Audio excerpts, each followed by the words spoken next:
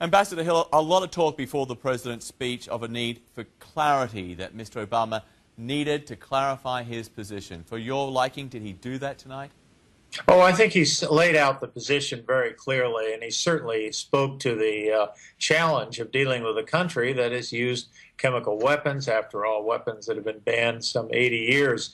He even, as if to take questions from the audience, he even dealt with some of the detractors, explained how this would be limited, that no, it won't get us into a longer war. But it was a very difficult path to follow, because on the one hand, he wants to show it's very limited. On the other hand, he didn't want to show it was a pinprick attack. So it was a tall order. And at the same time, I think he made it very clear that he is indeed interested in whether something can be done in terms of what the Russian proposal is. Okay, well, part of the president's argument when it comes to the use of chemical weapons was the slippery slope. This is what he had to say.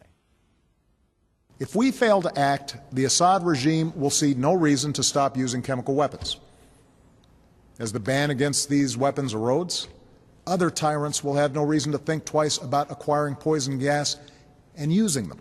And a failure to stand against the use of chemical weapons would weaken prohibitions against other weapons of mass destruction and embolden Assad's ally, Iran. Ambassador Hill, you've had a lot of experience in dealing with, I guess, countries like North Korea, one of the founding members of the Axis of Evil. Do you think right now in Pyongyang, the leadership there feels emboldened because of the hesitation which we've seen to punish Assad? I wouldn't say they feel emboldened at this point, but obviously they're watching it very carefully. By no means is it clear the president is prepared to give up on this. I mean, he has clearly laid out a position where something needs to happen. Isn't the problem here still the same, even with this diplomatic solution in play, is that the president is sort of facing a paradox. He's trying to enforce an international norm, a ban on the use of chemical weapons, but he's looking to do it almost with unilateral military action in defiance of international law.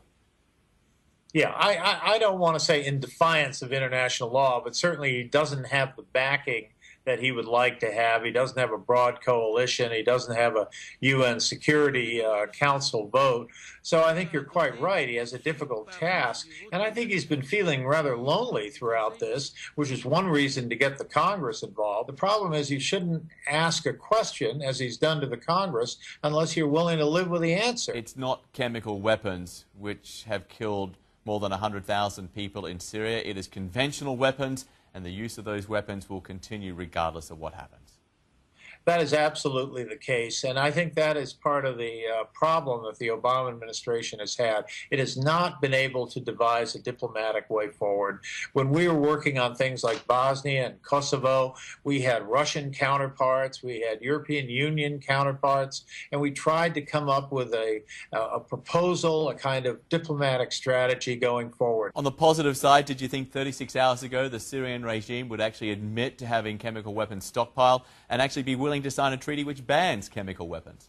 Well, you know, with all of these things, the devil is in the detail, but you're absolutely right. I mean, that was not foreseen 36 hours ago. So I think there's been some progress, and I'm sure the president will try to point out that some of this progress has been made because he's kind of held the gun at their head. So we'll see how this plays out. Crucial day, of course, will be when Secretary Kerry meets his Russian counterpart, Lavrov, in Geneva. And let's see how far they get. Ambassador Hill, good to talk with you. Thanks for joining us. Thank you.